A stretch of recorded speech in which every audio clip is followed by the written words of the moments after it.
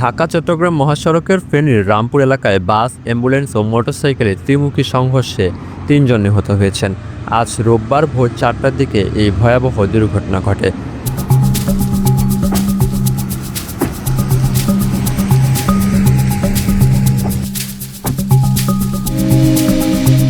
দুর্ঘটনায় অন্তত ৫ জন গুরুতর আহত হয়েছেন বলে জানা গেছে।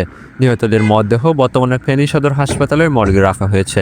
তাৎক্ষণিকভাবে তাদের পূর্ণাঙ্গ নাম পরিচয় না পাওয়া গেলেও পুলিশ জানিয়েছে নিহতদের মধ্যে একজন মোটরসাইকেল আরোহী, একজন বাসের সুপারভাইজার ও একজন যাত্রী রয়েছেন। তাদের পরিচয় শনাক্তে কাজ চলমান।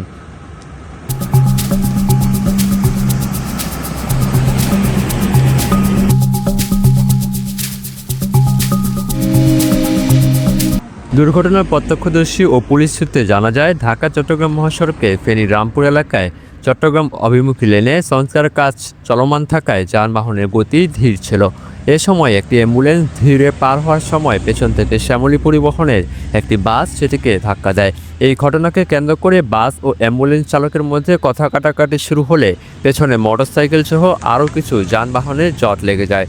এর কিছুক্ষণ পরেই পেছন থেকে বেপরোয়া গতিতে আসা দোয়েল পরিবহনের একটি বাস দাঁড়িয়ে থাকা ওই জটলার উপর তুলে দেয়।